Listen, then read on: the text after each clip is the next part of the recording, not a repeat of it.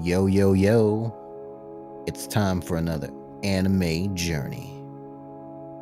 I'm Jalen with Perry Hello. and Lenny. This will work this time. Yeah, optimism. Don't That's what jinx we it, need in this area. Optimism can overwin anything, Perry. This is how this is how we win. Hi, my name is Leonard, and I will be your Simon for the evening. That's Do right. the impossible, see the invisible. We'll fight the power. Exactly. Anyway, we're continuing with more Patlabor, the original OVAs. I think we're on episode 3, if I remember correctly. Hopefully we get through quite a few episodes this session because episodes 3, 4, and 5 are some of my favorites.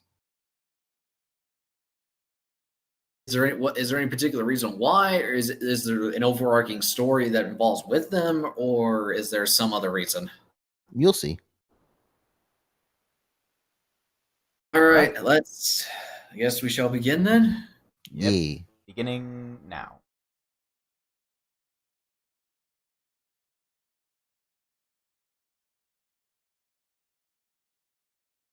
Everything coming through okay? Yeah. Yep. Hell yeah.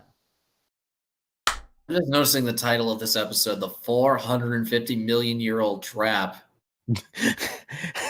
I have some questions here.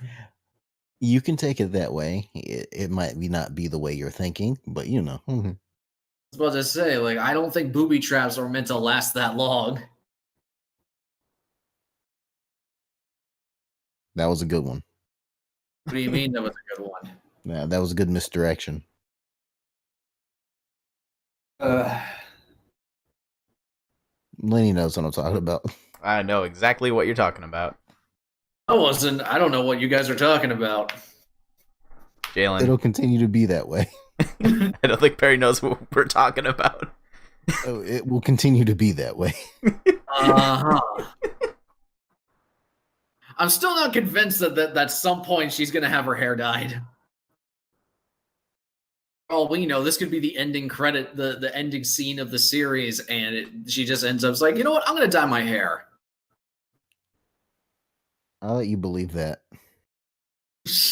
I know I'm likely going to be wrong, but I'm just trying to have fun here.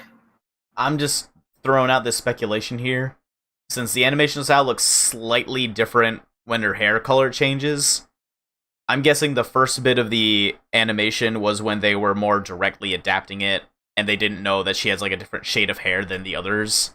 So they probably just kept it black to match with like the manga, but then maybe they found out from say the color inkings for like the actual covers. And they're like, oh, okay, that's the one. We already animated this, so now we're not gonna change that. Yeah, we're too far. Oh, Jill, I actually do have a question regarding the series. I think everything came out at the same time in terms of like the manga and the OVA. So I'm not sure how close they were. That would explain the discrepancy then if it was its infancy. Mm-hmm. So maybe you think it was like a storyboarding thing or something that just got lost in translation and production? Yeah, because when things start off really early, sometimes things aren't set in stone and they can change around a bit. Yeah. You know? Maybe it was a budgetary thing that just nah, man, we can't be bothered just to change this one sequence. Mm-hmm. Possibly. Before we get into that, what's your question though, Perry? My question is regarding the series, the OVAs, the movies, and the live action version, because I know there's a live action version.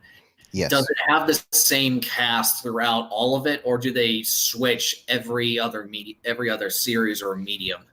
All right. So the OVA and the movies all have the same cast. The live action show is a sequel to that OVA movie timeline set 15 years in the future. Okay. The TV show keeps the same cast until about halfway through, and my favorite girl Kanuka gets written out of the show. Therefore, it's automatically inferior. I still love it, but it goes from like an S to an A. Fair enough.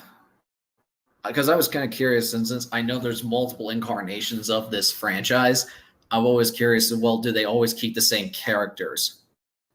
Yeah, the characters are most are the same. He gets to fire a gun. Oh no! Everybody get back now. 50-mile radius.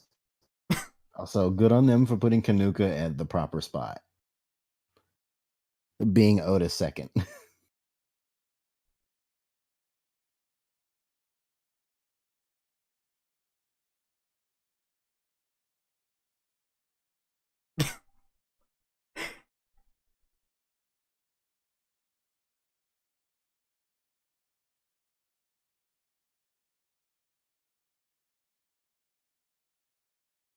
I don't know why you're worried about Sling being too powerful when you have giant robots.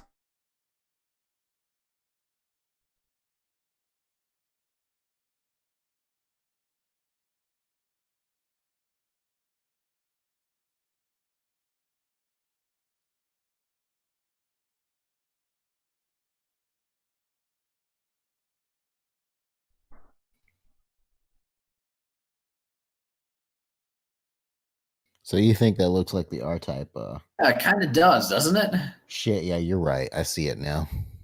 Looks like the what? The R-Type ship from the game R-Type. Oh. Just for those of you who don't know, R-Type is a shoot 'em up series, a very classic shoot 'em up series, sort of kind of like the Gradius franchise. Yeah. It's also very well. Would you say that it has a very distinct look? Would you say? Yeah, but to be fair, you can say that about every shmup almost. I could, yeah, but it seems like whenever you show the R-Type ship with the ball gun in front of it, it's like everyone, like anyone who's familiar with shmups knows immediately that's R-Type. Mm-hmm. Vic Viper's probably only a bit more famous, you know? Yeah, that sounds about right. Yeah, that's what I mean. Like, it was a big hand that grabbed it like this. That's why I made the Andre the Giant joke. Mm-hmm. From his face. I still think it should be Master Hand. Yes, but Master Hand doesn't have a face. So it was just an arm, a hand. That's all we need. Master Hand is just a hand. He has no arms, bones, flesh, or even a face. The easier it is to drag something into the ocean. Ain't that right, Laney? Uh-oh.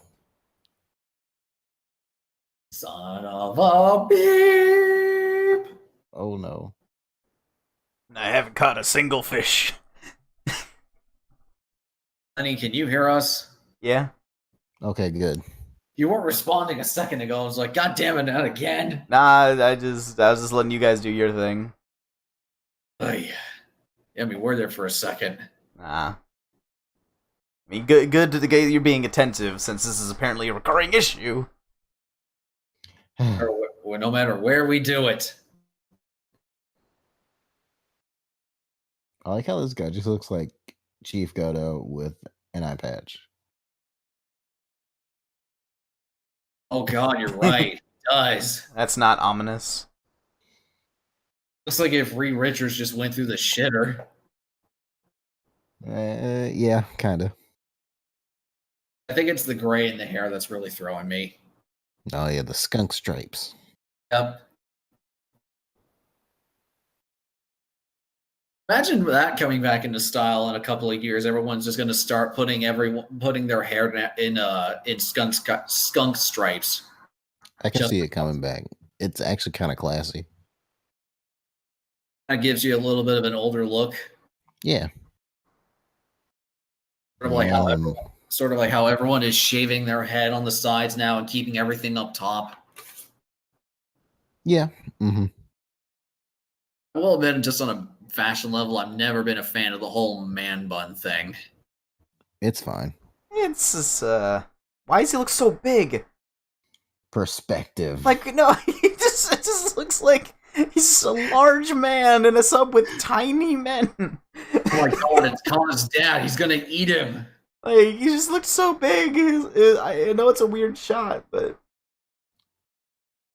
Okay, he's still looming over him, but now they're about the same. Very ominously. Mm-hmm. Like, he's like, you want to back up a little, dude? Nah. Got a sick equalizer on the ship. Man, look at this. Look at this like shot. It looks really good. Real vaporwave in there. Yeah. I've seen this. I've seen that exact like moment in a vaporware video.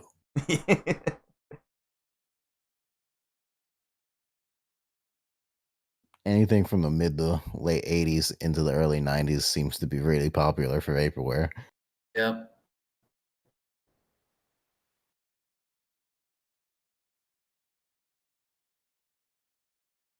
Oh no, we've got so many sick beats going on.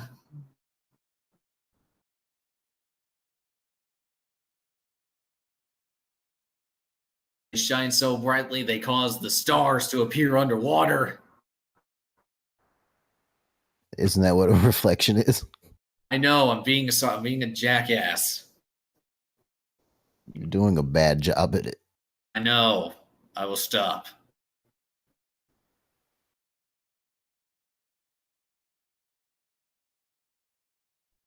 And then they all died. Yeah. You know, for how small it looks on the outside, it looks really big on the inside. Yep. Oh.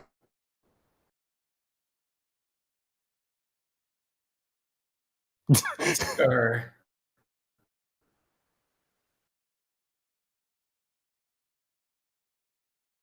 They're just taking it in stride.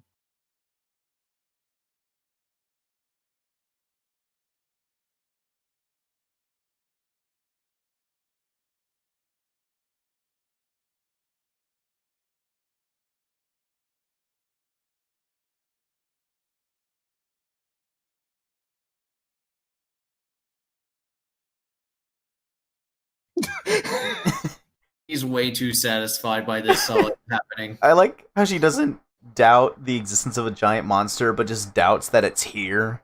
Mm-hmm. Like, that is specifically for Tokyo, sir. Oh, man. Goes by the name of Godzilla, thank you very much. So now that just makes me wonder, what would happen if there was a Patlabor versus Godzilla movie? They die. They would die. They would just all die. Remember, they couldn't get over a bridge. They couldn't get under a bridge. That is very true. She could have crawled. You are right. She did not think Like, of that. this is a show where it's like, you have a robot. It wouldn't be unreasonable for it to, like, leap over the bridge. But, like, it's surprisingly grounded. Like, I'm just like, they found it more plausible for a blimp to fly down between the buildings of Tokyo and have it lift a robot over a bridge. Mm-hmm. First of all, that's a very skinny blimp. I mean, if you think about it, you know how crowded Tokyo is, right? Yeah. Yeah. Well, It would have to be the streets. It would have to be a very small blimp. Yeah. Yeah, and a very strong, sturdy blimp. Mm-hmm. A very strong, yet very small blimp that a robot is strong enough and nimble enough to grab onto at a moment's notice, but not strong and nimble enough to just go over the bridge. Mm-hmm. Not to mention the fact that, you know what's a bad engineering problem when you can't, like, make a drawbridge or something for the actual bridges inside the city? I'm like, what if they just needed to get there? There was a hostage situation, man. I'm like, Did the city not plan for this in advance? How did they not- No. I'll bring this up. They use the trucks to get around long distances. okay, how do the trucks fit then? The trucks are much smaller. You'll see the trucks in full. They can run on highways and stuff perfectly fine. Well, no, I get that. I mean, if the Patlabors can't go under the bridge, that implies they just can't fit under there. You know, if you lay them flat, they lay them flat on their backs. Then she can crawl, or like make a running dive or something. I don't know. Yeah, she could have done that, but she probably would have been like, "But I don't want to scrape Alphonse." That makes more sense if it's a character tick as opposed to like a physical possibility. Mm-hmm. There's also the fact that I don't think she's actually messed around with the mech that much to really say, like, "Oh yeah, I can do this." You know, that's actually a good point. Since it's not like it's not like a 1-to-1 like control scheme, I guess. Think about how good she must be if she's not used the mech until she actually joined the police. That's a fair point, now that I think about it. Yeah, you're right. Panspermia theory? What the hell? I don't want to hear this theory.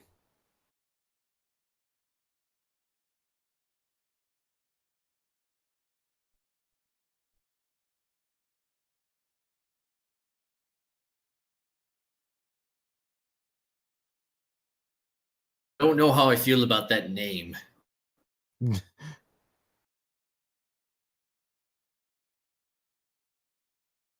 Thank you, Kanuka. Look at that Yoshi egg right there. that is a big egg. Quick, crack it open. Maybe Son Wukong is in there. Actually, no. He would just cause a bunch of chaos and havoc. Wait, don't open the rock egg.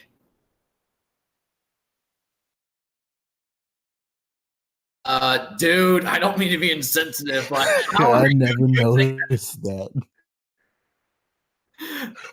What the? Hold up! I saw an eye in there. I'm calling BS right now. Yeah, he just wears that to look cool, apparently. That's hysterical. That is some BS right there. Oh man, that was amazing. That's perfect.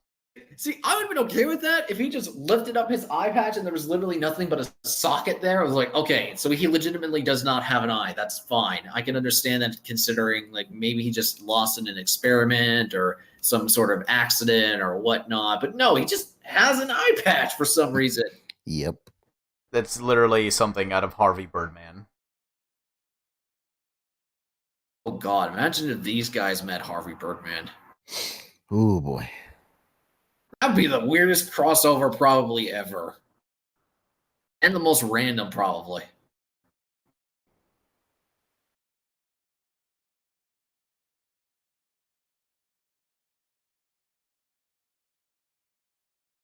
Look for Vincent Price. Maybe we can find the ending to The Great Mouse Detective in here.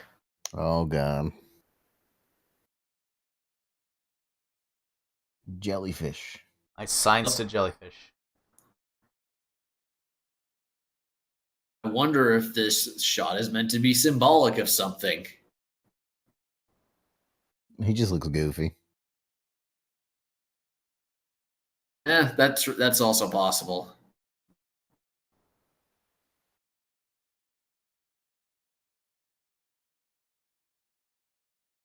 Now, ladies and gentlemen, we are going to have the high school rock equivalent of microbiology for Japan.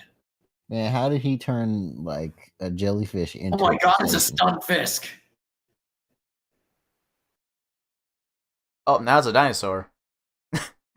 Just a bunch of fish, and now it's a dinosaur. The ultimate human being, the dinosaur. And now the dinosaurs are gone.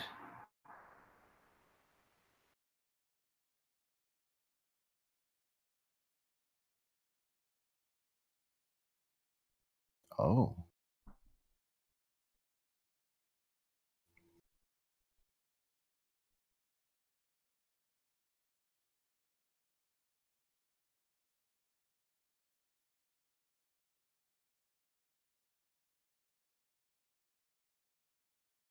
Oh, this is literally just Godzilla fights the sea monster or something. Without the Godzilla part, yeah. Yeah.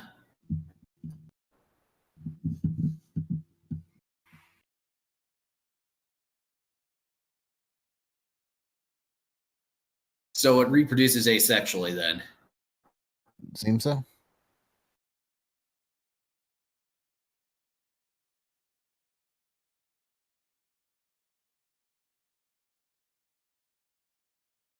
Someone slap him, please. How's it gonna lay eggs and fertilize them if it's the only one of its kind? That's a good question. Maybe it'll have sex with a whale or something. I don't want to imagine that right now.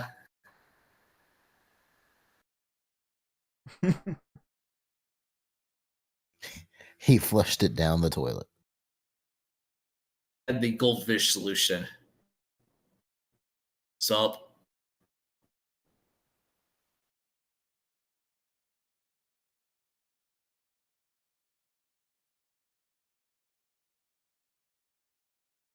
This is Japan. That shouldn't matter if it's a whale.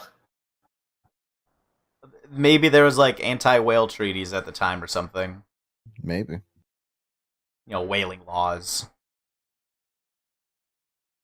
But now it's a monster, so fuck it. Mm-hmm. There's a very fine line between whale and monster. I know we missed it earlier, but I love how Shinobu just like left the responsibility of handling this whole situation to Unit 2. That is a good point. She just like dumped it on their lap. Also, damn, those trucks are big. Yeah. Those are the ones that carry the labors. Compared to the size of the regular police cars. That's a lot of responsibility for a team who has like just barely managed to complete each mission each time. Mm-hmm. This is way too much fanfare. Also, where are all these people coming from? That's the entire mechanic team. Where the fuck have they been? That building cannot hold all of them.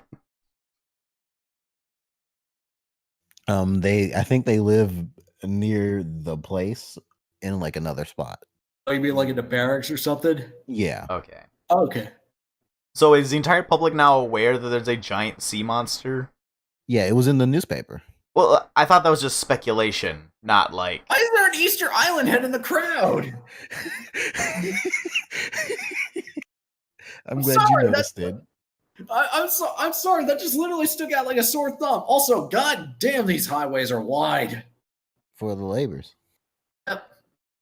And they're only 2 lanes.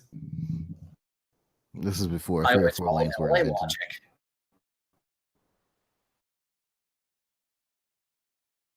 My twin brother. Oh my god, they literally have the same face. Yeah. He's literally looking into his future minus the eye patch. He's like, so this will happen when I emote. I will use an eye and have gray hair. I would back away about 500 steps away from that man with a shotgun in the giant robot. Oh, man. Preferably in the opposite direction. Thank you, Asuma. Thank you for speaking your true feelings. I don't know why she doesn't want it to die. I'm like, I thought they went there to kill it. Yeah, but you know, she doesn't just want to kill things indiscriminately. You know, like a good police officer. Mm-hmm.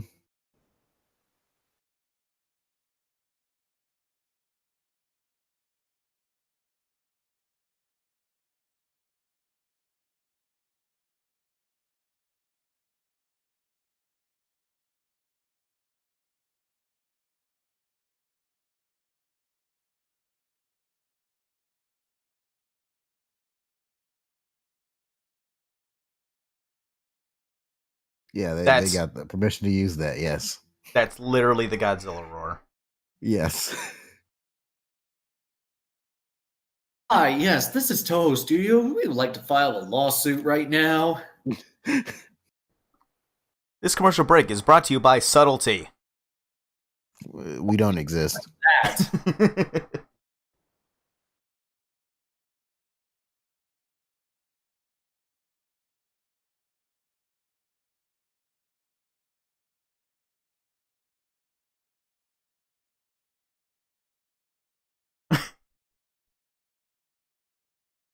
And we got the permission to use this. We're going to milk it for all it's worth. Yep.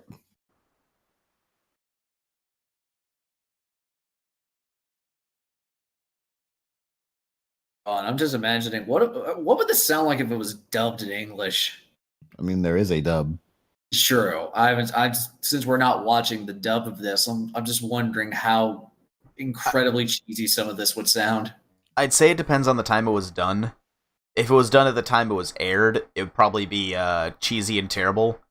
But if it was like a more modern dub after the rights changed hands or something, then maybe it'd be okay.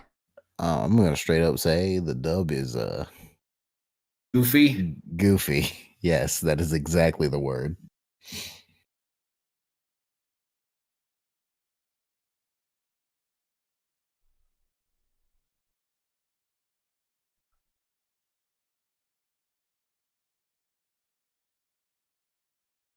I know I feel like Anno got the idea for some of the ideas for Shin Godzilla from this series. Maybe. We That'd be have funny. we have two things. We have we have a scientist creating an ever evolving creature that gets into Tokyo Bay, and because of its pollutants, mutates into a monster, as well as a notably stated as pretty American Japanese ambassador who's come to help with the operations. Anno. He basically just said, "Hey, we're gonna do Patlabor, and Evangelion, but focus on Godzilla." And minus the robots. Yep. But it's Japan. Oh my god! It's literally the oxygen destroyer. Yes. Are you serious? They got. It is just the oxygen destroyer. They got the rights. Are you? I swear to God, if this thing pops out of the water and it's just Godzilla, then I was just like, I know you freaking hack. But it's just dry ice. Oh! You moron! Oh god, I love it. I mean, it's just dry ice, man. It's not a real oxygen destroyer. Now it is. Oh, they woke it up. All right, let's see how much of this looks like Godzilla.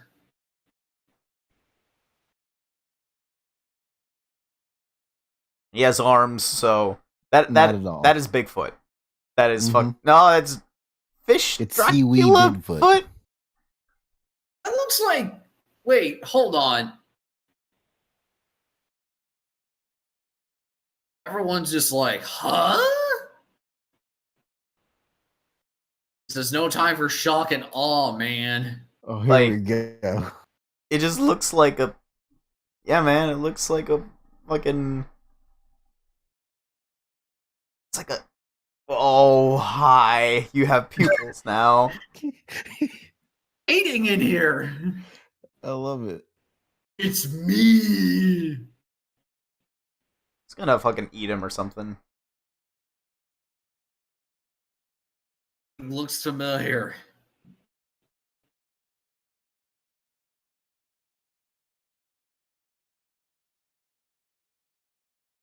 All going through his mind going, Dad? Brother. That's probably one of the weirdest designs of a creature I've ever seen. Mm-hmm. You know what? It reminds me of the Sea King from One Punch Man. Oh yeah, but without yeah, you're right. Without the creeping heart nipples. Yep. It was a dramatic and all too unsatisfying ending to the story. Well, no shit. So funny. Several days later.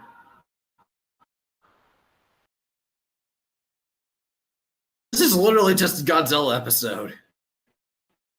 Mm-hmm.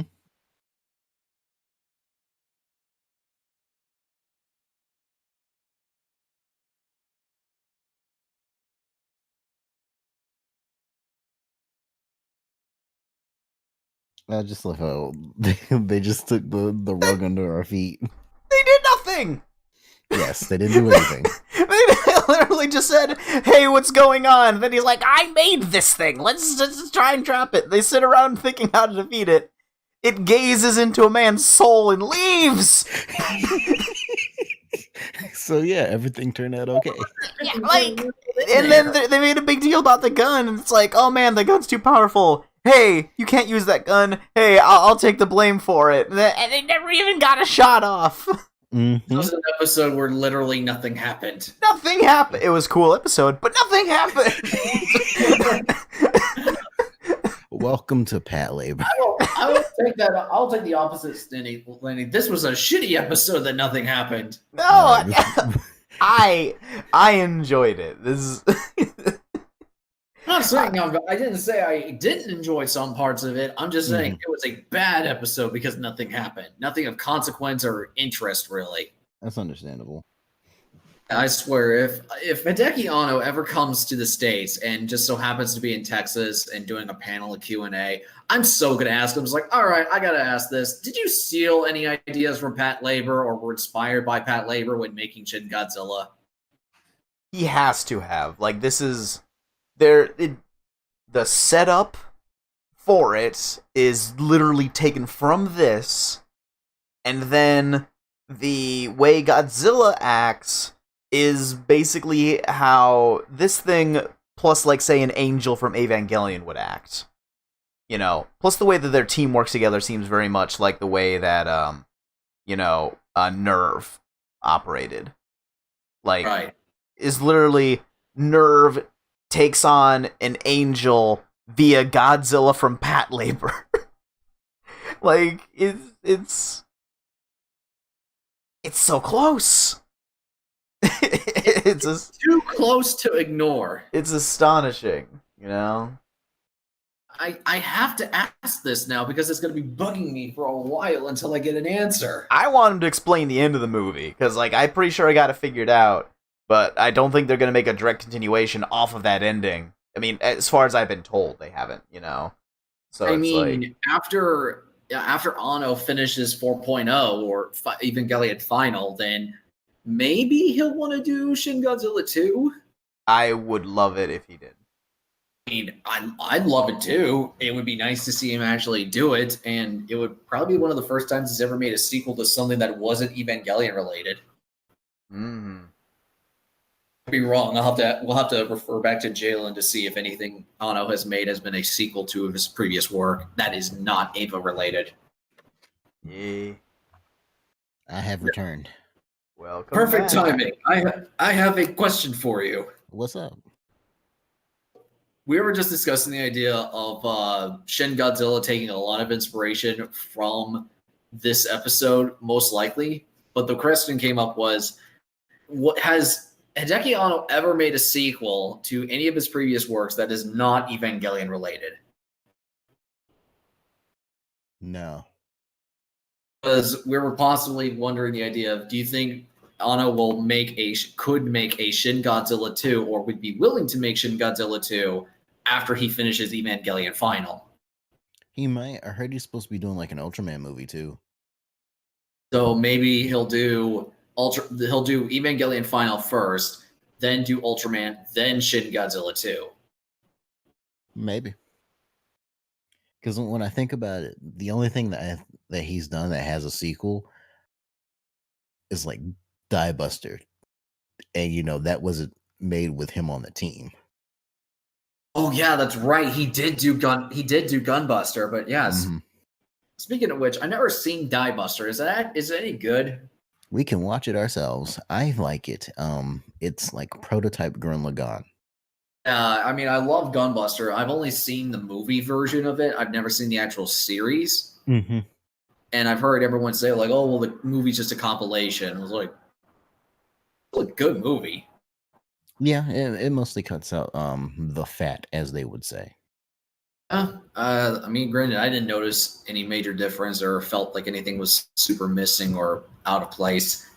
That's the greatness of compilation movies, I think that's a talent in and of itself.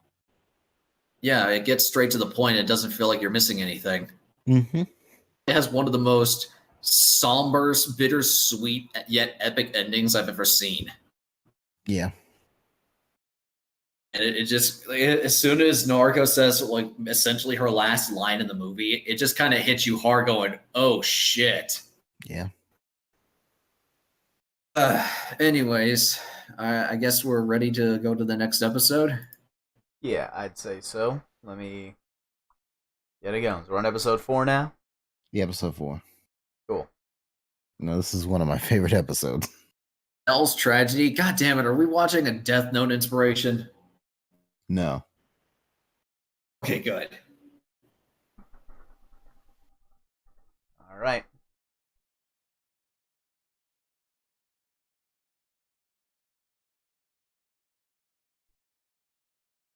I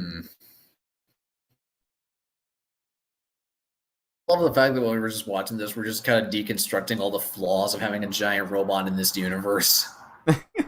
I mean, it sucks. Well, like, there's also, we'll say, maybe early installment stuff this is still being made, because, like, as an example, there's, as much as I love the original, FMA anime, you know, like, more so even than Brotherhood, the first few episodes have some flaws and, like, continuity errors that, like, don't carry on into the series. Right.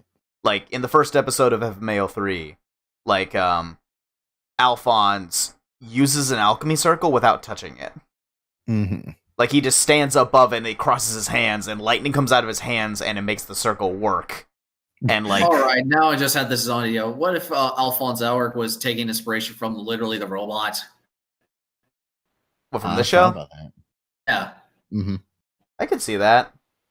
I mean, it's literally a giant metal person. Yeah. Yeah. The only difference is that Alphonse Elric actually talks. Right. But, because I mentioned this because it's a plot point in the show that you can't use a circle until you touch it. And some people actually, like, will get knocked away from their circle and unable to reach it. And that will be, like, a point of conflicts. Yes. But in that one, he could just, like, raise his hand, he's like, huzzah! And it just goes. Yeah, that's a big inconsistency, actually. Yeah, and so the first few episodes, they can just kind of do that. In another scene, there's a person who gets, like, exhausted from using one. Like, as in, he uses one, and then he can't stand up because he, like, used too much stamina. This is only referenced once in the entire show and is never referenced ever again. And it's not, like, a special circumstance. They just comment on it like it's, like, a rule of the show. And it's never used ever again. It's never mentioned. Like, in the beginning, they never mentioned running out of stamina. It's never a factor ever else in there. And so, like, those are what I'm going to say is, like, the beginning of the show when it's first getting its legs. They don't always have the rules down. And so that might be the same case here. Don't where, like, tell Edward that. He might find that offensive.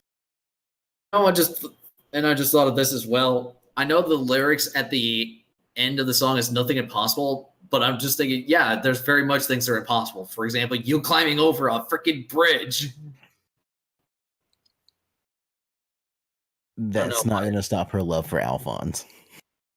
She is just very much into her machine. Mm-hmm. I think it's funny. No, go ahead, Alan. I think it's funny that this opening focuses so much on Noah, but, like, well, she is a central character. She is not the single focal point of the show. It is the unit as a whole. Yeah, I've kind of noticed that so far in the episodes, like, she's only been highlighted maybe once or twice. Mm-hmm. It's a good thing you mentioned that now, because I've been, like, paying more attention to her, assuming she's the protagonist, even though she's not. Like, what, she did nothing the last episode. Less than nothing, and that was when nobody did anything. Okay, there we go. Oh boy. Please tell me that Trigger Happy is not in his mech.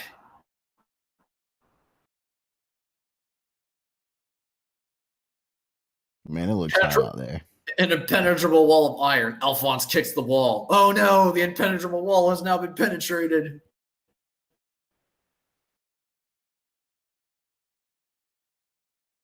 He is so bored. Oh man.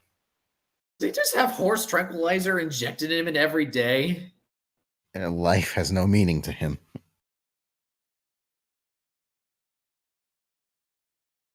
He's gonna just shoot him, isn't he?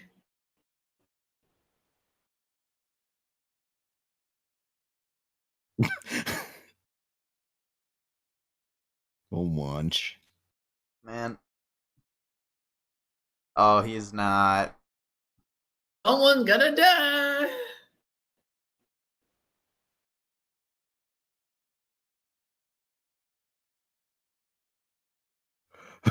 Oh. Oh my god!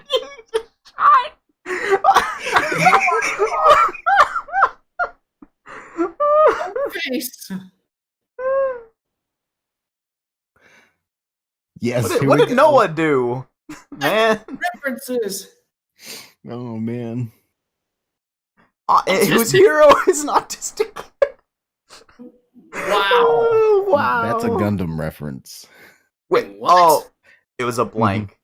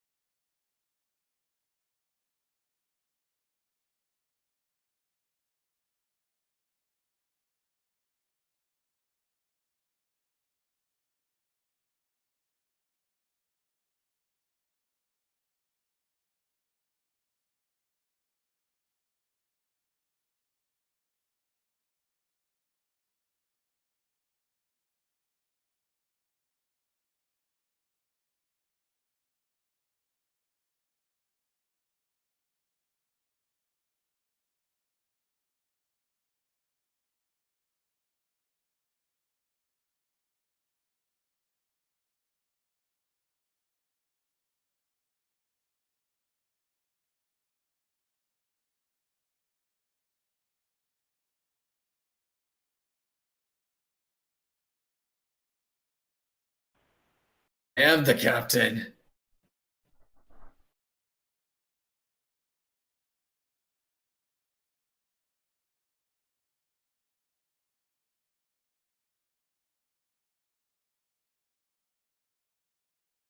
Yeah, some real fan service. And then now, and the best girl have a bath all to themselves. Also, that must be a very deep tub if he can do that. Right?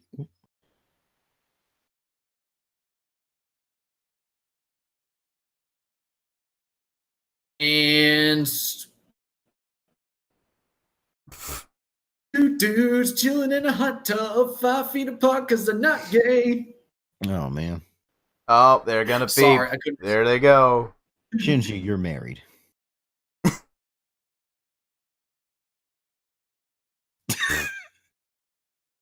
Wait, you don't want a piece of this action?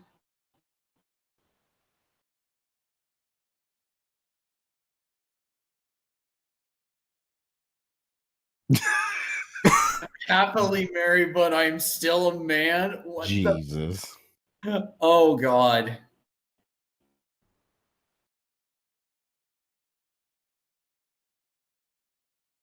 And then they punch the wall down. Oh no, wait, they shoot it. Never mind. I love that Kanuka's first thing is to grab the gun.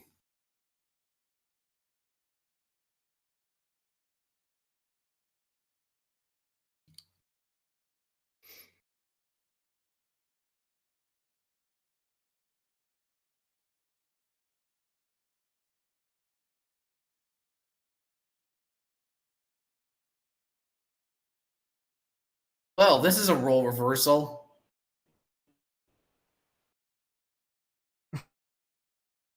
He's not dressed at all. What do you think? Huh. I'm not gonna lie. This is actually, oh my God. They killed him.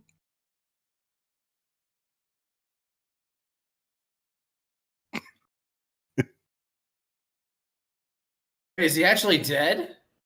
No. Oh man. What was the comment you were gonna make, Barry? No, I was about to say, like, holy shit, I can't believe that we're having an instance where the girls are trying to spy in on the boys. She was ready to cap a fool. I know, but that still counts. Oh, boy. They went into the room where the guys were technically naked. Oh, it's paint. You're right. That was an interesting take. I dig it. Hey, for trope subversion. See, that's fan service I can dig.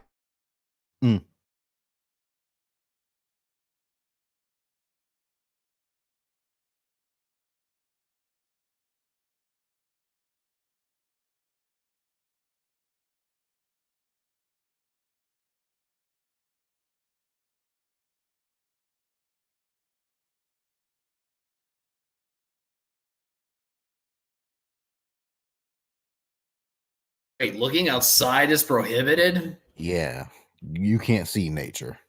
Like, You're what? here to Why do learn. you have windows? Yeah, why do windows exist? They're here to test your resolve. Watch out, Private Pile might be in the room.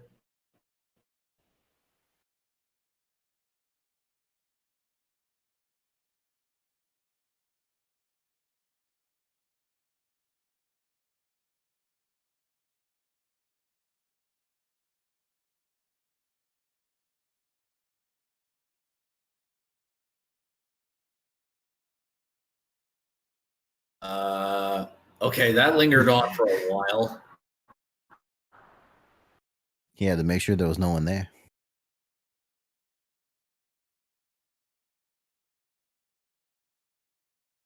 Ew. Damn, dude, clean your drains.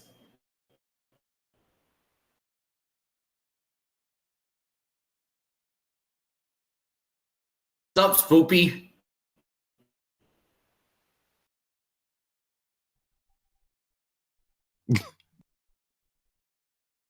I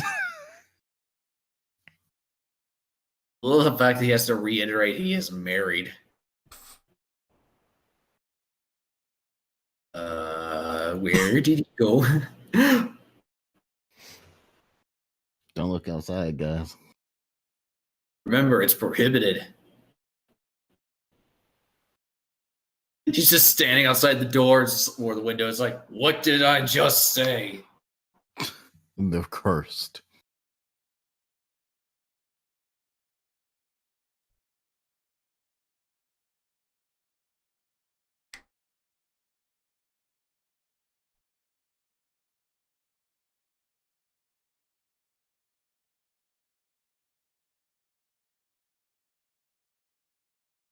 Oh my god, Swamp Thing has a mech. Oh shit, that'd be radical. Would it be Swamp Mech or Mech Thing? I'm gonna say Swamp Mech. Oh. What the hell? Goddamn. That's a good time to cut. Yeah, Did this just show become Zombie Island mechs. this Maybe. show turned into an actual horror movie.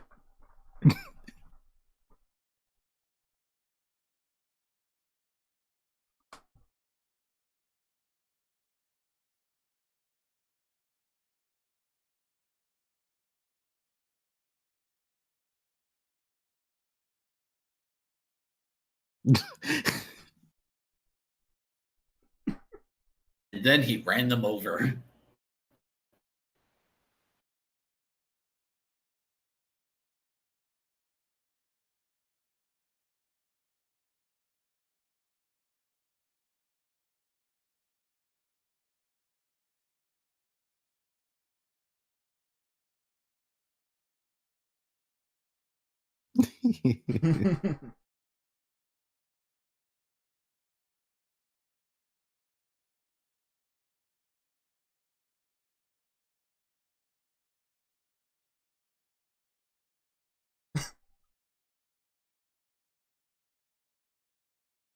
Oh, the gentle giant is scared. Someone give him a cookie.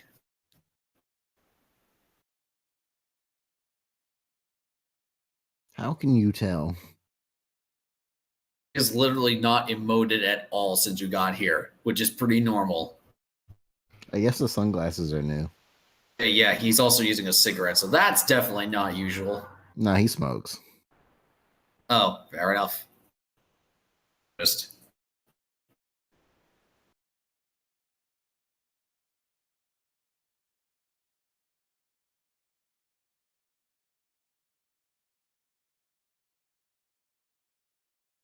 this is exactly why you folks have been needing retraining.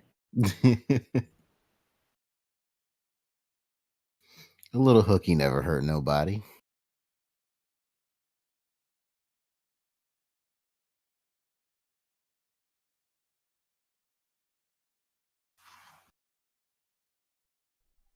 Gee, who could that be? I suspect it's the spoopy girl. She could be spoopy. Hey, what's up, Roshi?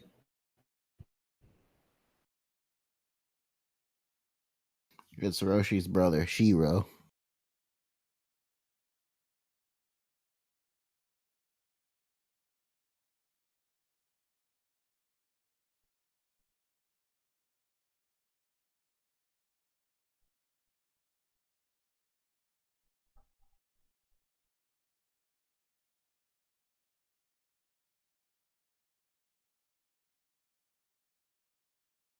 Really?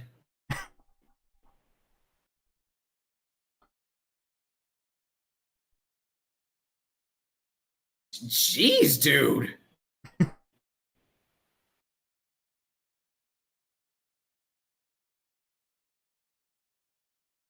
Heck, now it's just like, why in the world did I ditch Glass to deal with this guy?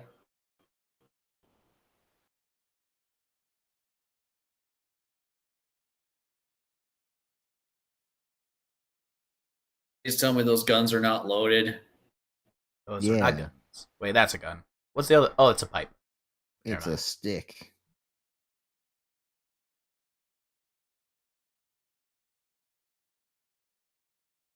Wait, did they not get any punishment from coming back, or? Maybe they never knew at all.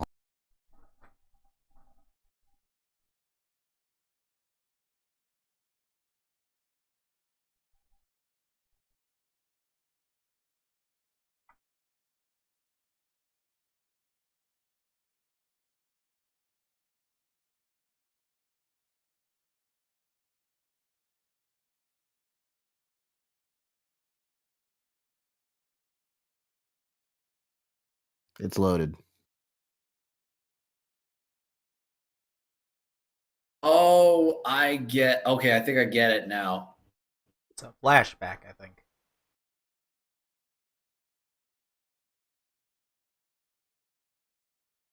And then she was obliterated. Holy shit!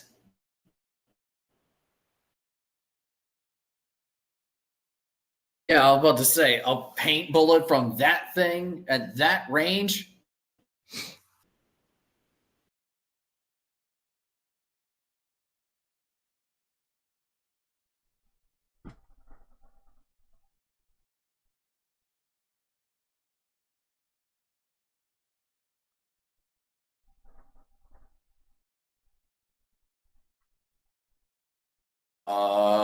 What?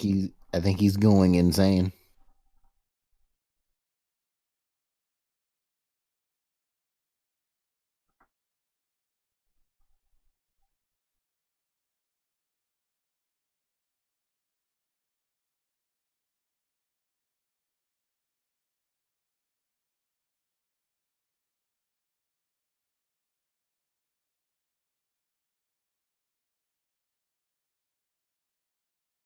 Oh.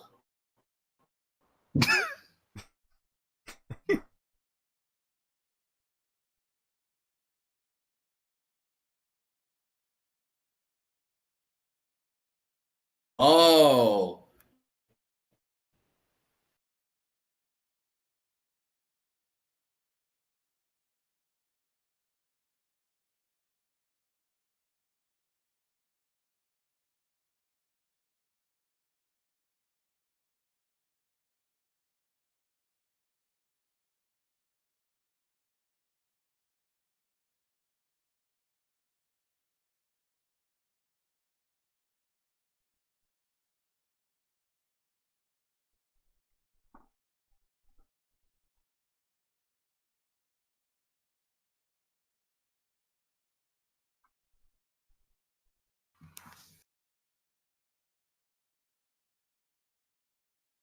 Because you all are reckless.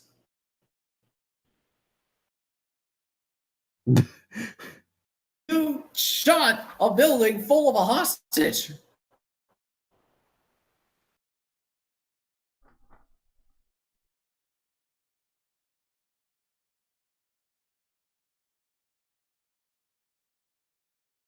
I think the lighting in the scene.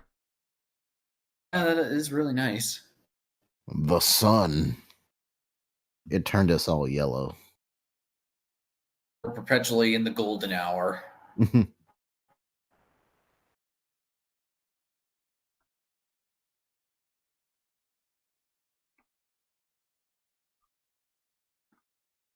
Get to the point.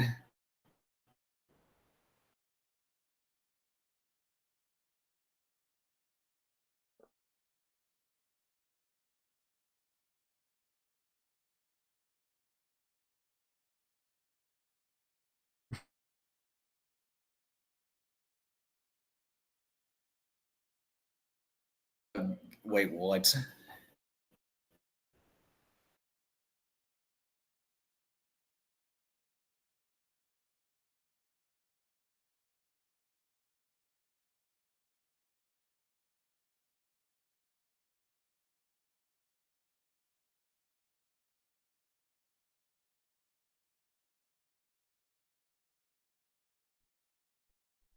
Oh, Shige.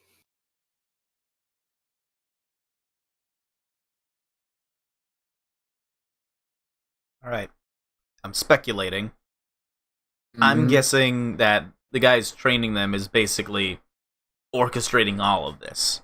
And that's just an urban legend to scare the rookies and help them to prepare for unexpected scenarios. But we will see. Oh, maybe they're kind of creating this example on purpose. Yeah, as in, like, this is part of the training, is what I'm saying. Mm-hmm.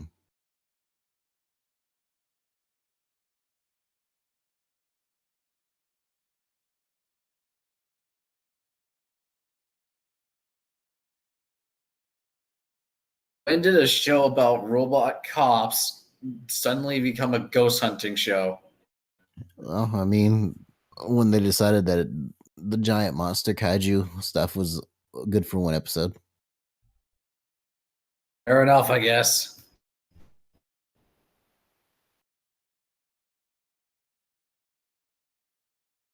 They're perfect for each other because they do not know how to emote.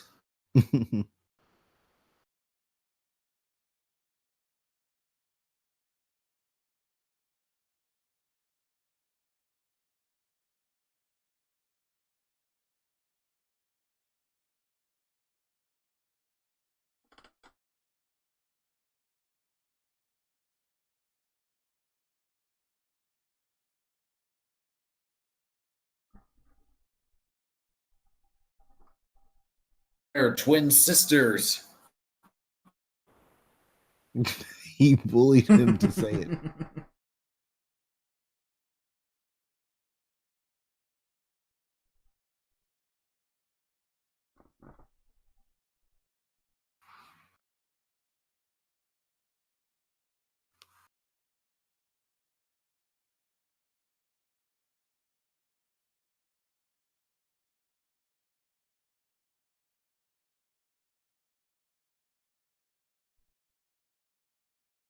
Oh,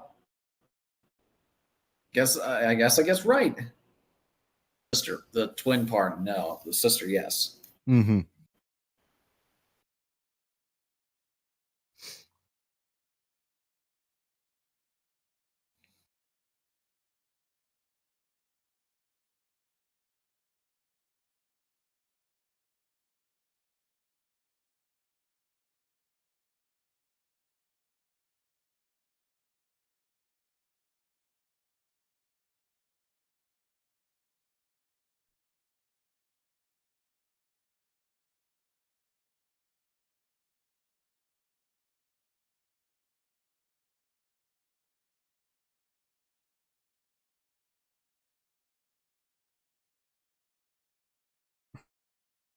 Oh, so this just now became a Scooby Doo episode. Yeah.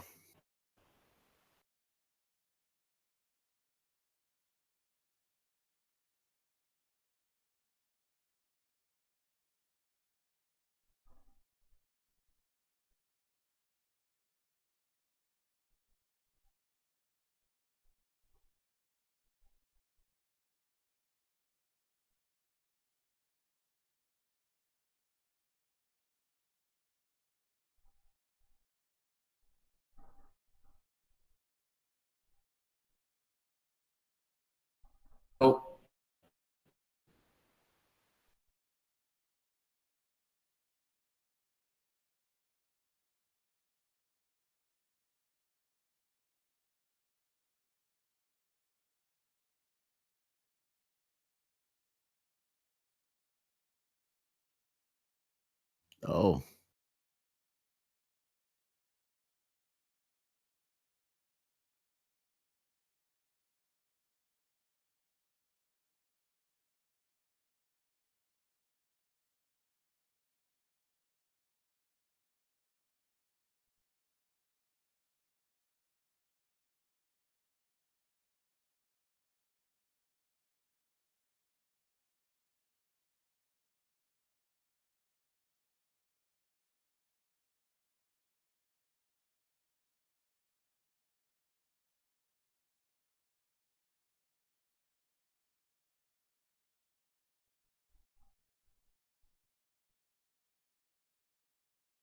It just became now it just became a Perry Mason episode.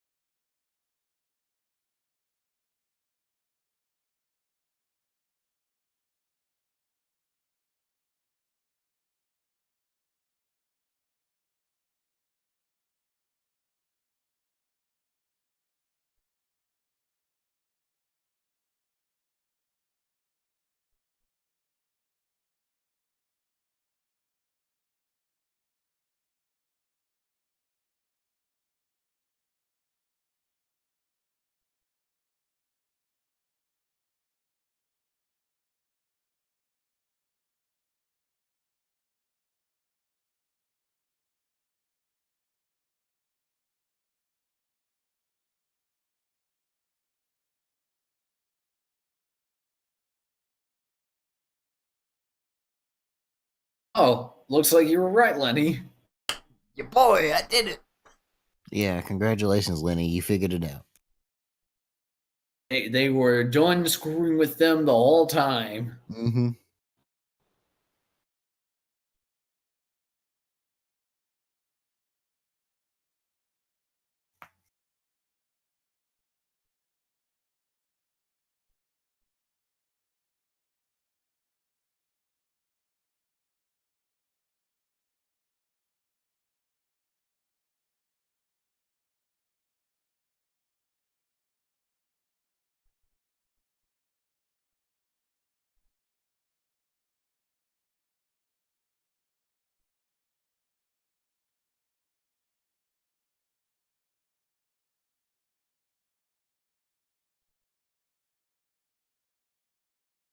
I mean, reflect on one person's actions because one person, stop.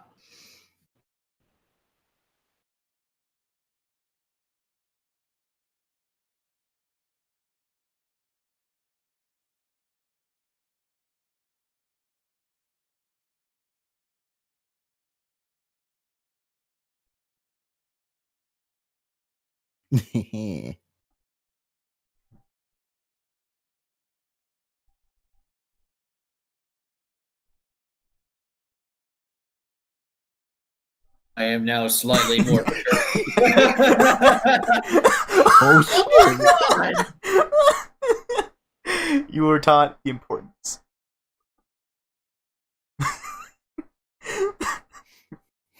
You were taught the importance of guns. How dare you teach me the importance of guns? I'm gonna shoot you.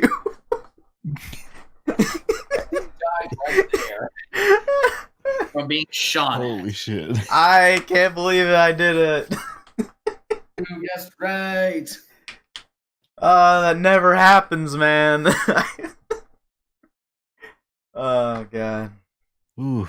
This episode went from why this guy, like, seriously, why is this guy not being punished, to the ghost hunting episode to a Perry Mason detective case. Mm-hmm. A lot of twists and turns in this episode. Yeah. Still mad at the fact that Trigger Happy has not been punished yet. He should be removed of his badge completely for that. Yeah, when this episode was gonna come, I was thinking probably Perry you'd point that out. Yeah, I thought about that too. But for the sake of comedy, he's still there. He's not even that funny. He's just a one-note character saying, like, I want to shoot guns and shoot things. I like how rude he is.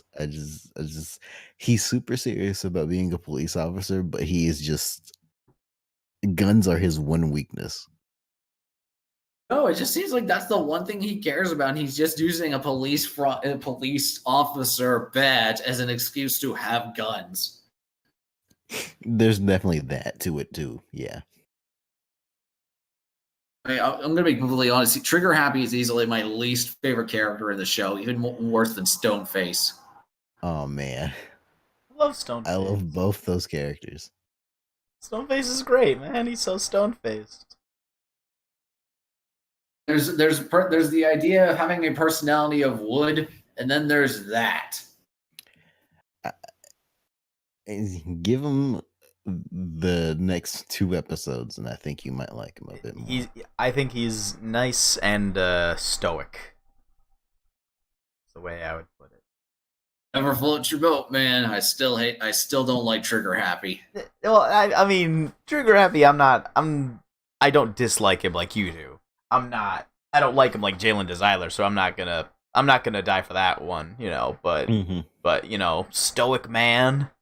He's I dig stoic man. Yeah, he has a thing that I can never have, and that's restraint when it comes to talking. And I have much respect for people like that. I was just imagining what would happen if Asura was stone-faced like him. Well, I don't have to, because Yasha. Yeah, that's Yasha, man. Well, you know what? That is a very valid point. I will say, the TV show probably has my favorite moment of like Oda, aka Trigger Happy. They're trying to get a whale out of Tokyo Bay, and some communists are like in a boat, and they're like heckling him, calling him a capitalist dog and a tool of the government, and he takes out his gun in a crowd full of people. And he shoots at the water. With the crowd in the line of fire? With the crowd in the line of fire. Thankfully, everyone's like, oh shit, he's got a gun. He's gonna try to shoot us. And then they all like spread around. And like he deliberately misses the communists, but they fall into the Tokyo Bay. And like everyone's afraid that he might have injured the whale. Why does this person still have a badge? I guess that might be commentary on the how hard it is to punish somebody in the a police officer in the Japanese police system. So, I mean, granted, I'm no expert on police procedures. I'll fully admit that. But I mean, I've got a freaking cousin who works works with the police force in Georgia. And I would figure, like, okay, let me throw this scenario at you. If an officer did this in this scenario, what would you say? What would be the likely outcome? And he would probably say, oh yeah, his badge would be immediately confiscated and banned from the police force. Gone. Yeah, if it was US, I'd imagine minimum would be suspension without pay. Yeah. Now, granted, we have to think that this is Japan circa 1988. And I'm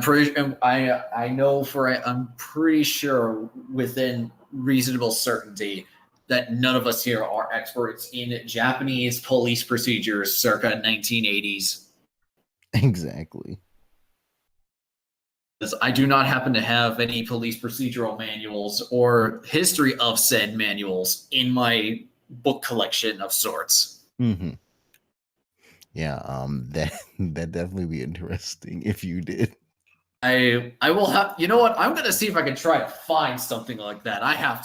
Now I'm just curious. But then again, I'll put up some intermission music. If I did find something like that, it most likely would be written in Japanese and not in English.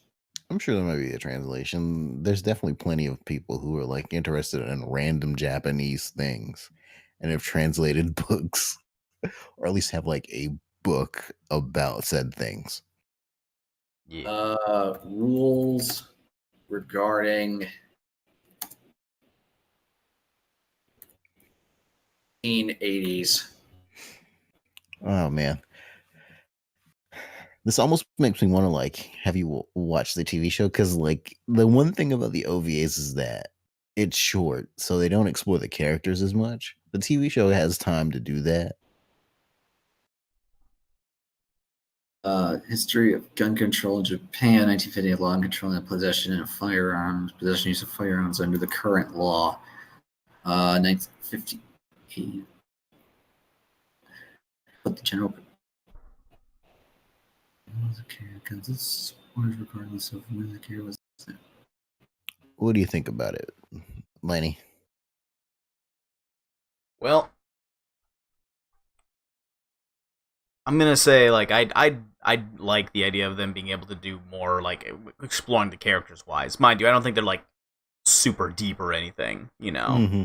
But Yeah, I more so when it comes to looking at narrative and stories and their structure, I'm noticing more and more that I'm trending towards either character driven stuff or at least stories that have stronger characters. that's pretty common. As in I'm looking at some of the shows that I've been most drawn to, and usually it's because I get attached to specific characters, and mind you, here's my chain of events. Usually a setting or premise is what draws me in, whether it be the visuals or the setup for the story. Then the characters need to kind of hook me into that. That's we'll say is what makes me stay, because otherwise it's just missed potential. Because if it's just a bunch of people I'm not interested in, because I'll say this, I didn't really get. That's kind of the reason why I never got very far in Final Fantasy 13. I just do not care for any of the characters, and as much as there's a lot of interesting things going on with the world, with the Crystallis, whatever the name of the lore is. Nova Crystallis. That thing. Thank you, Barry. It's translated to Tales of the New Crystal. Yes. Well, whatever the rules of that lore are when it comes to the the Lassie and the Fal'Cie and the whatevers that it has from there, I can see room for interesting things with that, especially the blend between artificial cities and gods mixed with technology. That's all some really cool stuff. Yeah. I could not give a shit for most of the characters, and the ones that I do give a shit about are in the opposite direction, meaning I dislike them. So there's that, and then you have other things you have worlds that are fairly bland or uninteresting, and I was going to be in regards to when I watch things for a fictional basis. My go-to example right now is Once Upon a Time in Hollywood, because that's just real life. It's just actual Hollywood. There's no doomsday device. There's no other planets. There's no magic. There's no psychological horror element to it. That's just how the world is, because it's just actually Hollywood. So, but the characters in that movie are what actually drive me to enjoy that movie as much. Especially Brad Pitt's character Cliff. He's he's also very stoic in a not to the extent of Stoneface here in this show, but he's also very much a stoic character. But if he was active, and I dig that, it's a good time, because I couldn't tell you about it. It's what kind of world is this like? What's the world building? And it's Rodeo Drive. They're in a car. You can see trees sometimes. It's Hollywood in the early 60s. Exactly. So, but yeah, man, and I look at that too. I haven't watched the previous seasons in a long time, but I was recently watching a really well-made video by Mauler describing the second to last episode of Game of Thrones, and he was showing clips of some characters, and I'll say I agree with his position, but his argument is that certain characters were, for lack of a better word, either like assassinated or destroyed by the final season, because they're doing things that's like contradictory to like the core components of their characters. And so seeing some of these older scenes of them like interacting with one another made me kind of like weirdly nostalgic. I'm like, that's a really cool scene. I remember that scene. God, I haven't seen that scene in a while.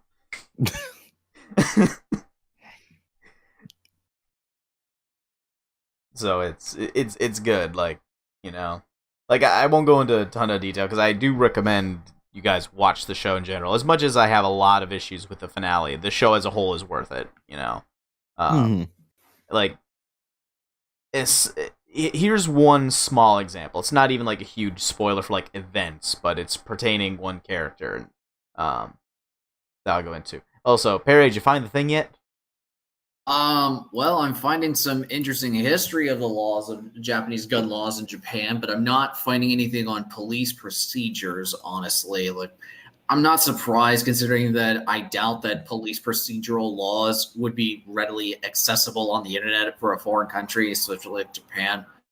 I will say their laws regarding gun control are extremely strict, which understandable.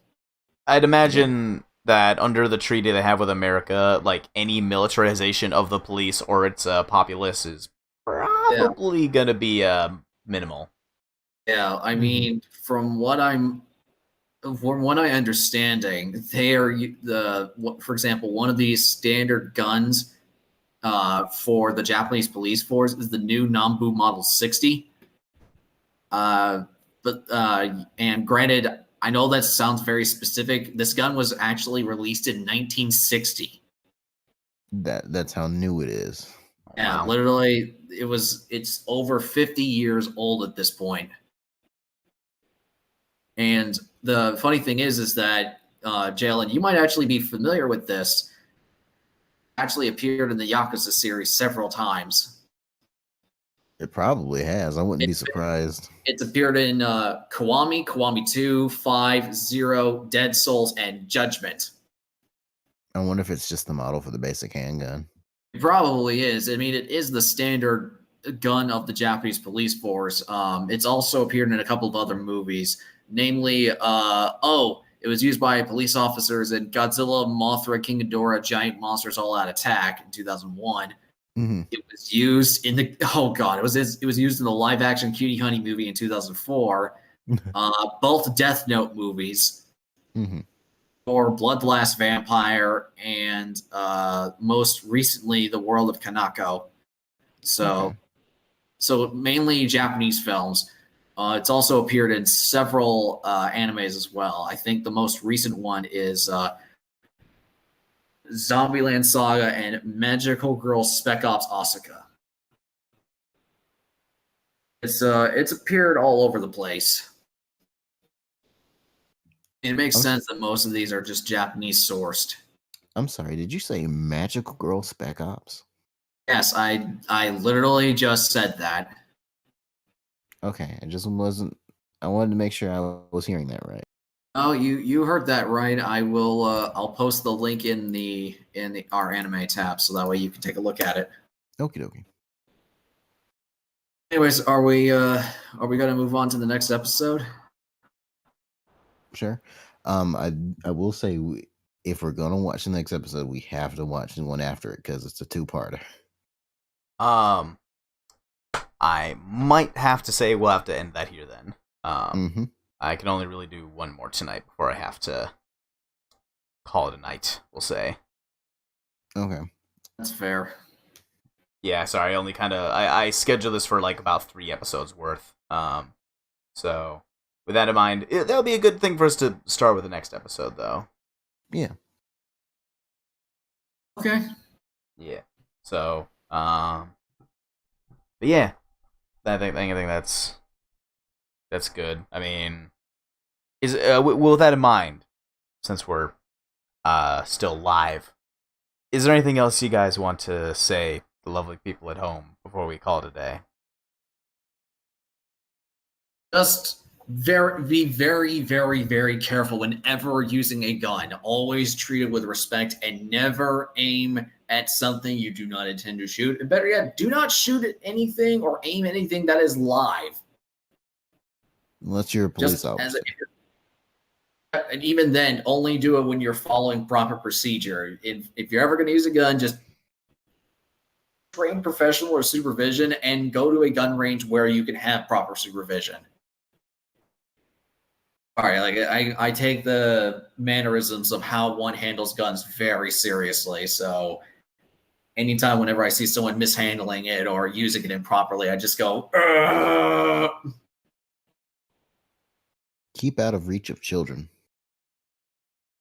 That's also very good advice. Because that can get very, very messy very fast. Yeah. Now, Jalen, I thought you just meant in general, stay out of reach of children. I didn't pick up that you meant about guns specifically, so I thought. And I'm like, all right, Jalen just doesn't want kids. All right, good to know.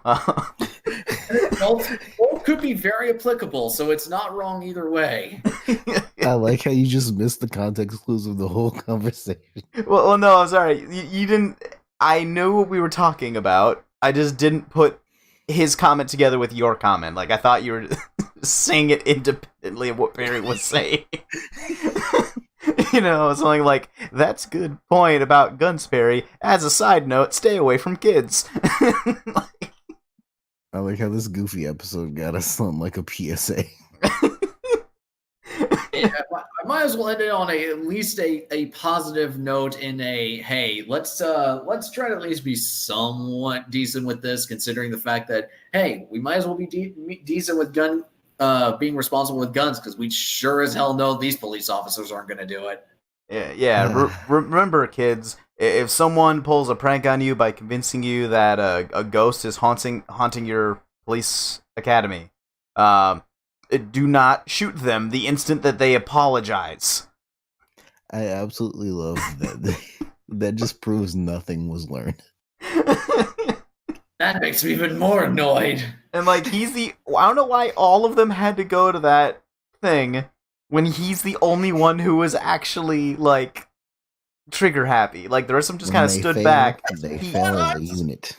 Like, I know, but he's the one, like the sole person who barged into the building and like fired a blank round, luckily a blank round at those hooligans, and then the people had no control of it. Like, oh boy, I guess we're gonna get scared shitless and taught a lesson that we likely already know, because it like they're usually very reserved with like their gun use, you know.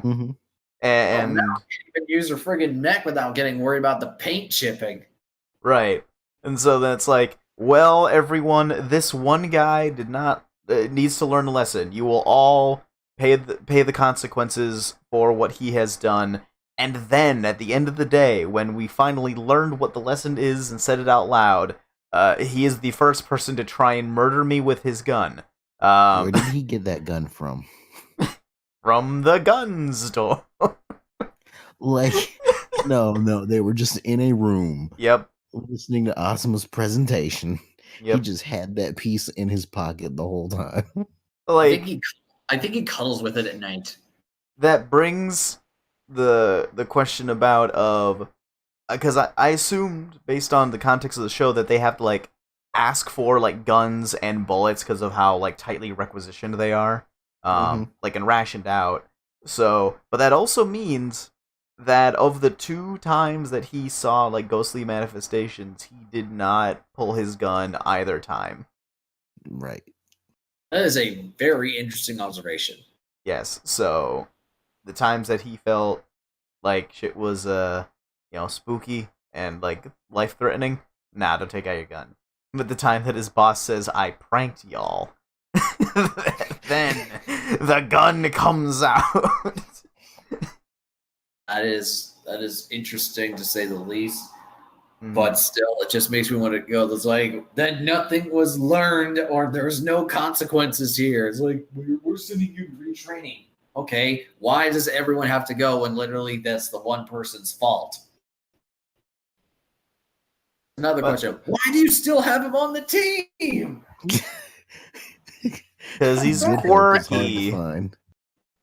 Because I'm sorry, that's still going to be a sticking point with me throughout this entire show if he continues to act like that until he actually cleans up his act. You know what it reminds me of? Who's that guy who looks in Gurren Lagann who looks like a fucking Muppet, and his sole purpose? Attenborough. Yeah, Attenborough, and his sole purpose is to press the button when nobody fucking asked him to. Mm-hmm. To fire the missiles. That's right. Mm-hmm. That is like him. He just goes off and he fires the missiles all the time. He just loves to fire the missiles. At least in that case, they never seem to give him a break or take him seriously. Mm-hmm. But he's always in the background, just looking stupid, ready to be stupid.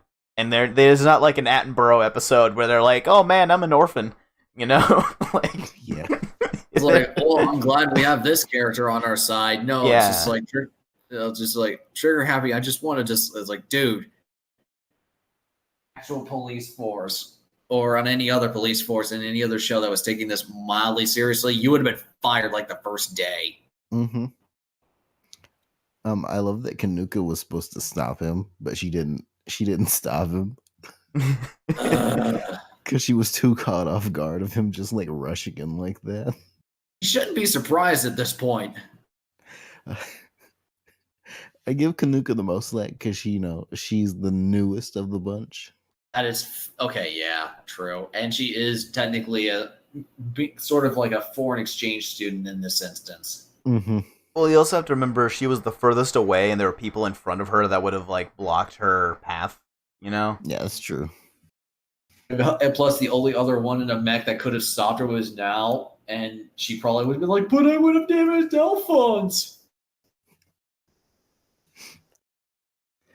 That's entirely possible. Yep. But I think you will enjoy the next two episodes when we do get to them. Because some shit goes down. Is it shit that actually has consequence or character development? Because I would take that. If you want that, you're gonna have to wait for the movies. Okay, then I will have to save my praises for the movie. So this is basically just fun robot shenanigans until the plot arrives. You'll see. Okay. Well, in that case, then, you want to sign us out, Jalen? All right. Thank you guys for joining us in another Anime Journeys. I hope you enjoyed these, two, three episodes of Patlabor. Yeah. We'll see you next time. Yeah, everybody. Goodbye.